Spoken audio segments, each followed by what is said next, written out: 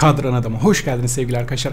Yepyeni bir Forza Horizon 4 bölümünde ve rehber serisinde sizlerleyim. Bugün özellikle kendim uyguladığım modifiye kuralları veya ince ayarda nelere dikkat ettiğimi özellikle bunlardan bahsedeceğim size. Mümkün olduğunca gene basit bir dille anlatmaya çalışacağım. Sürüş çok fazla olmayacak doğal olarak çünkü ayar göstereceğim ve fikirlerimden size bahsedeceğim. Eğer siz de bunları uygularsanız çok daha rahat yarışlar çıkartabilirsiniz. Şunu baştan üzerine basa basa söylüyorum arkadaşlar. Her zaman ama her zaman tekrarladım. Ben sonuçta Türkiye'nin veya dünyanın işte sayılı oyuncularındanım, çılgın Forza oynarım hiçbir zaman demedim. Hiçbir zaman demem de. Çok iyi olsam bile demem yani, öyle söyleyeyim. Sadece 2,5 senedir bu oyun çıktığından beri oynuyorum ve yoğun olarak oynuyorum. Normal hayata dair de araçlarla ilgili zaten tecrübemi kendimi tanıttığım videoda izleyebilirsiniz. Onlara istinaden ve onların birbirinin üzerine koyarak yaptığım şeyler bu. Yaptıklarıma güvenebilirsiniz ama her zaman diyorum en iyisi bu olacak diye bir kaydı yok. En iyisini siz kurcalaya kurcalaya bulacaksınız. Hadi şimdi başlayalım. Önümde gene notlarımı aldım unutmamak üzere ve onlardan da yola çıkarak bütün kafamdaki şeyleri sizlerle paylaşayım. Altımızda da donör olarak Aston Martin DB11 var. Üzerimdeki tişörtte de uyumlu olduğunu sonradan fark ettim. Öylesine seçtim bunu arkadaşlar. Özel bir amacı yok yani bunu seçmemdeki. Şimdi benim yarışlardaki bir numaralı kuralımdan bahsedeyim arkadaşlar size. Bunu canlı yayınları takip eden veya beni eskiden takip eden arkadaşlar da bilir. Her zaman araba 4 çeker olacak abi. Size yarış kazandıran şey, emin olun abi, özellikle güç değil, yol tutuş. Çünkü sen virajı alamadıktan sonra veya sen freni yaptığın zaman doğru düzgün duramadıktan sonra hiçbir anlamı yok. O gücü doğru bir şekilde ve olması gerektiği gibi yola iletebilmek önemli. Oyundaki yarışlarda zaten çok uzun uzadıya düzlükler olmadığı için rakibini geçebileceğin en mantıklı yerler viraj abi. Ve o yüzden ben her zaman 4 çeker tavsiye ediyorum. Normal free roam'da gezintiler başka ama yarışlarla ilgili kesinlikle 4 çekerden kolay kolay vazgeçmeyin. Burada benim şöyle bir kuralım var. Eğer araba orijinalinde arkadan itişli bir arabaysa veya önden çekişli bir arabaysa ben kolay kolay gerçekçiliği bozmamak için o arabaya dokunmam. Seçebileceğim o yarıştaki diğer 4 çeker, orijinalinde 4 çeker olan araçlardan seçmeye çalışırım. Bunu unutmayın abi. Son süratiniz düşük de olsa çekiş sistemi ve yol tutuş çok önemli. Ve sadece size şu soruyu soracağım arkadaşlar. Bu zamana kadar driftle viraj alan bir yarışçı gördünüz mü? Veya herhangi bir yarışta insanlar drift yaparak viraj alıyorlar mı? Drift yarışları haricinde tabii ki de. Çünkü drift yapmak zaman kaybettirir. Drift yapacağına fren yaparak dön yarışta. Veya işte oyunda bariyerler var bazı yerlerde, biliyorsunuz. O bariyerlere böyle dayanarak dönebiliyorsun da. O kısmı bitirdik. Şimdi şuraya bir dalalım. Burada bir ayarlama kısmı var arkadaşlar. Biliyorsunuz çok da soru geliyor zaten bununla ilgili. Şimdi arabayı modifiye etmeden, eğer hazır modifiyeli değilse gelen araç, burada lastik basıncı dışındakiler kilitli olarak gelir abi. Bunları kurcalayabilmek için o modifikasyonları yapmak gerekiyor. Hadi şimdi bir gidelim şu modifiyeleri bir yapalım. Burada şu an bu arabada yok ama hem çekiş sistemini değiştirebiliyoruz, 4 çekeri alabiliyoruz. Hem de aynı zamanda işte engine swap, motorunu değiştirebiliyoruz. Veya işte ekstradan burada turbo supercharger tarzı eklentileri yapabiliyoruz. Onlar tamamen sizin keyfinize kalmış arkadaşlar. Ekstradan güçlendirmek veya işte yavaşlatmak. Onları zaten zamanla motorların özelliklerini öğrenirsiniz, kafanıza göre uygularsınız. Buradaki esas amaç abi düzgün bir şekilde yol tutarak yarış kazandırmak. Yani size yarış kazandırmak. Benim amacım şu anda. Free roam'da tamamen keyfinize göre, istiyorsanız yol tutmayan bir arabayla bile patinaj çeke çeke gidebilirsiniz yani sonuçta. Şimdi burayı geçtik ve en baştan başlıyorum abi. Bu arabayı ağzına kadar yüklüyorum.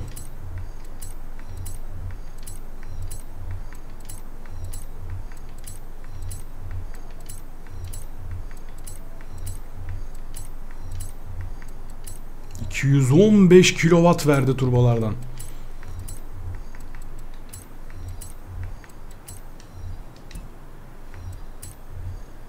Evet.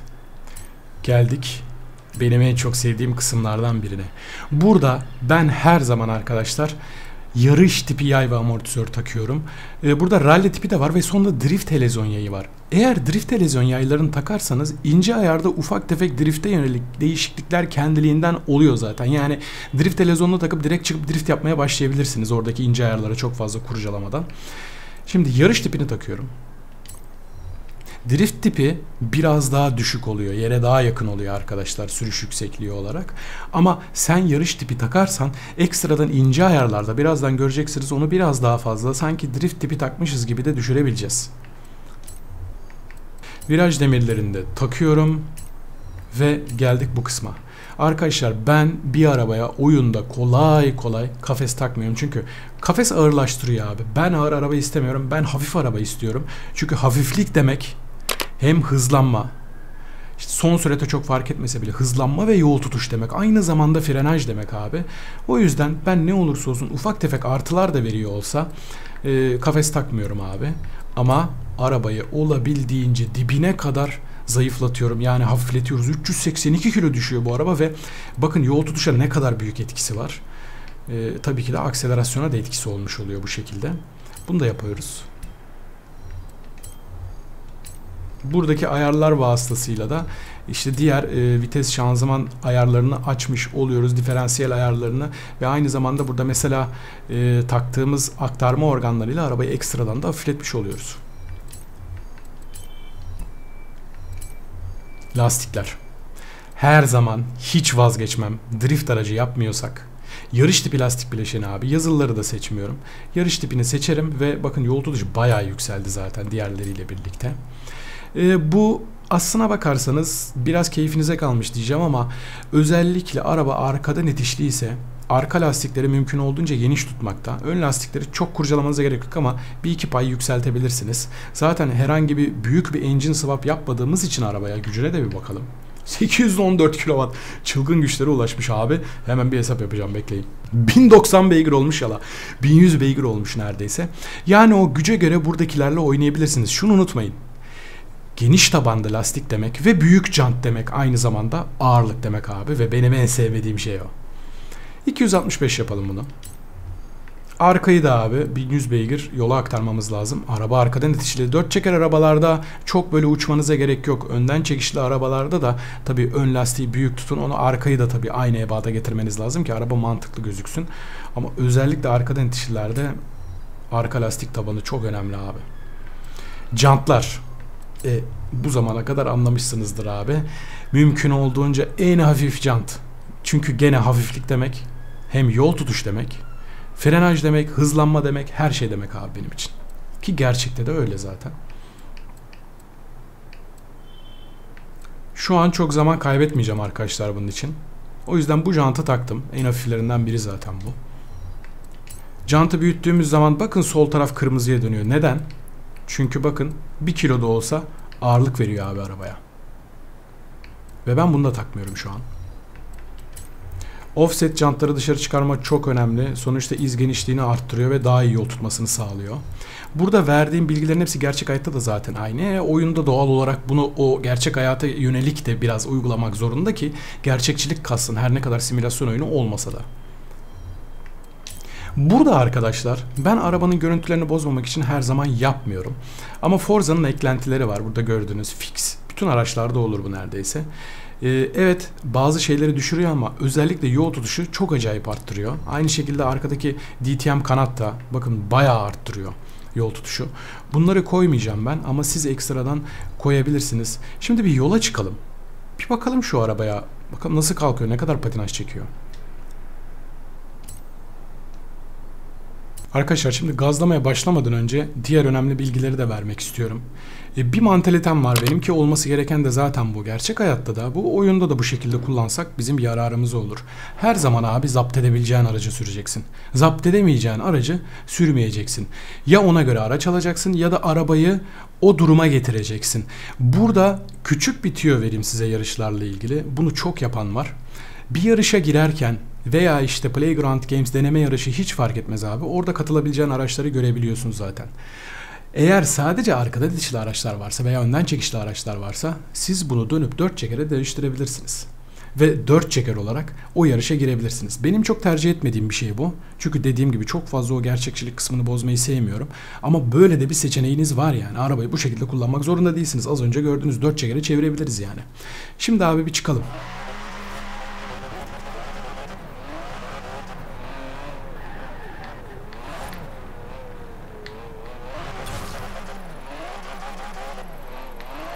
Güzel patinaj çekiyor. Çok abartı çekmiyor ama.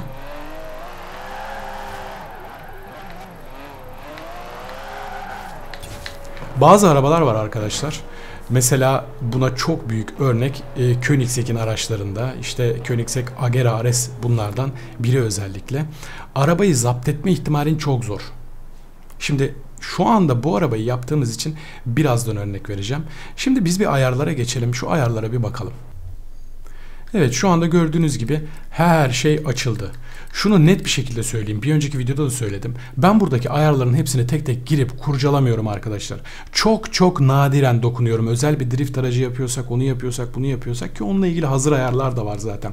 O yüzden kafanızı çok fazla bulandırmayın. Drift aracı değilse, normalde gazladığınız veya yarıştığınız bir araçsa emin olun çok fazla fark etmeyecek. Tabii 599XX Evo tarzı araçları bunun dışında bırakıyorum. Çünkü aracın o oyundaki en yüksek süratlere çıkabilmesi için yapılması gereken ilginç ayarlar var. O zaten diğer videolarımdan bulabilirsiniz. Şimdi arkadaşlar, bu patinajı azaltmak için yapabileceğimiz bir numaralı taktik arka lastik basıncını düşürmek. Ben genelde 1.9-1.8'lere düşürüyorum. Yetiyor. Daha da fazla düşürürseniz, lastiği indirirseniz daha az patinaj çekersiniz. Hemen bir bakalım. Bu tabii ki de şu anda zaten çok patinaj çeken bir araba olduğu için fark etmiyorsunuz ama yarışlarda emin olun inanılmaz fark ediyor arkadaşlar bu. Birinci kural bu. Eğer arabayı zapt edemiyorsanız kalkışta kesinlikle abi arka lastik basıncını düşürebilirsiniz. Şimdi arabanın son süratine bir bakalım. Evet, buradan kalkacağız.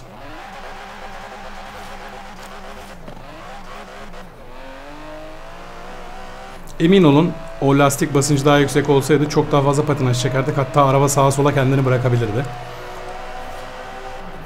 Otobanın bu kısmı biraz daha eğimli olduğu için daha yüksek süratlere çıkıyor arkadaşlar. O yüzden burada deniyorum şu anda. Bakalım son vitesini attıktan sonra devir kesiciye takılacağız mı? Ve arabanın hala aslında gideri olacak mı? Pek zannetmiyorum. 7'ye attı, daha hala bayağı gideri var çünkü şu anda. Kesici ile ilgili herhangi bir durum yok.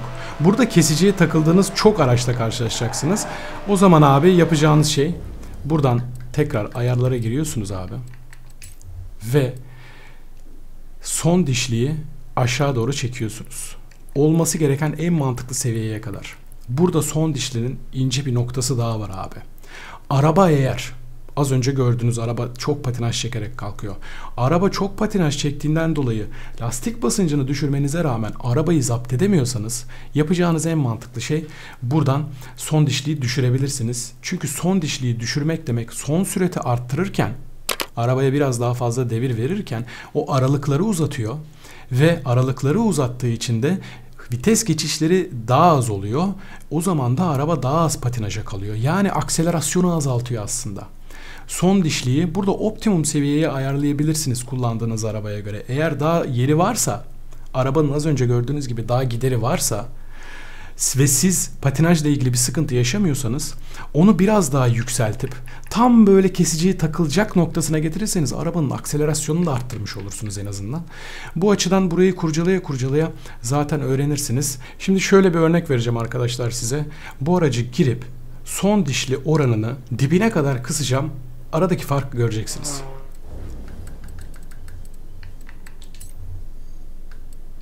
$2.70 $2.20'ye kadar kıstık.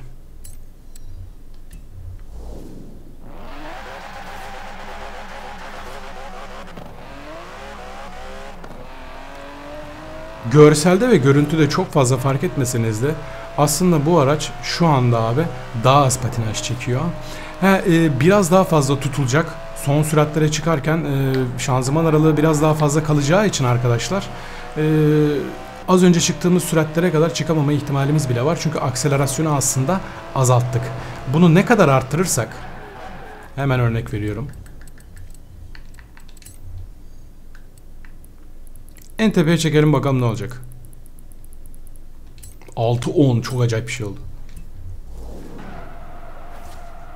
Dur koçum, dur aslanım. Sakin ol. Kalkıyoruz. Bak nasıl hızlandı devir. Motosiklet gibi oldu. 8 de varmış oğlum arabada. Burada takıldık.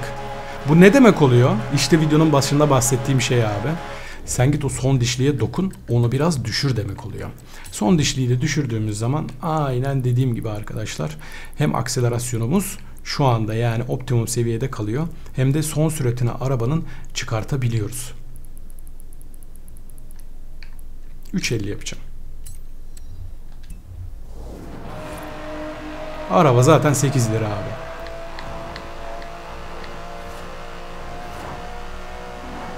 Buradaki son dişli mantığını anladığınızı tahmin ediyorum. Ve tekrar bu kısma geçiyorum. Şimdi abi bu kısımda inanın arkadaşlar, drift aracı yapmıyorsam, ki drift araçlarının da bazılarında hiç dokunmuyorum. Gerçekten kafanızı karıştırabilecek bir şey. İleride belki ekstradan bunlara değinirim. Ama bunlar emin olun size bir yarış kazandırmayacak, yani onu söyleyeyim arkadaşlar. Viraj demirlerini geçiyorum. Helezon yayları. Bakın sürüş yüksekliği zaten en düşükte. Burada bazen şu kısımlarda geliyor arkadaşlar. Ve bu kısımlarda geldiğinde siz bunu biraz daha düşürürseniz araba daha fazla yere yaklaşacağı için daha iyi yol tutuyor ve arabanın görselini de güzelleştirmiş oluyorsunuz. Zaten sağ tarafta da detayı yazar. Sürtünmeyi de azaltmış oluyorsun. Onun da etkisi var. Devam ediyorum.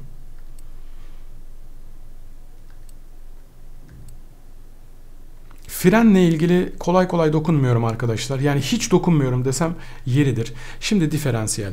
Burada yavaşlama kısmının aslına bakarsanız çok bir önemi yok. Burada %75 olan diferansiyeli %100'e getirdiğimiz zaman diferansiyeli tamamen kitlemiş oluyoruz. 4 çeker arabalarda tabii ön arka ayrı olarak gösteriyor. Onunla ilgili de az sonra bir detay vereceğim size.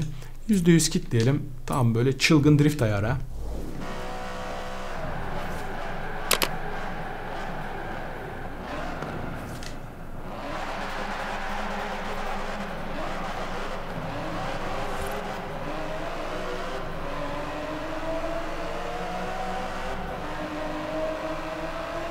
Eğer amacınız bol bol yanlamaksa ve güçsüz bir araba kullanıyorsanız bunu %100 kitleyebilirsiniz. Bu canavar biraz 1100 beygir olduğu için şunu da hatırlatıyorum, drift yaparken arkadaşlar otomatik viteste kullanmayın arabayı. En azından düze alın, gamepad ile oynuyorsanız çok zorlanmazsınız, debriyajlı kullanmanıza çok da gerek yok. Şimdi 4 çeker arabaya bir geçiyorum. Oyundaki en sevdiğim araçlardan biri Alfa Stelvio. Şimdi bunun ayarlarına gidelim arkadaşlar.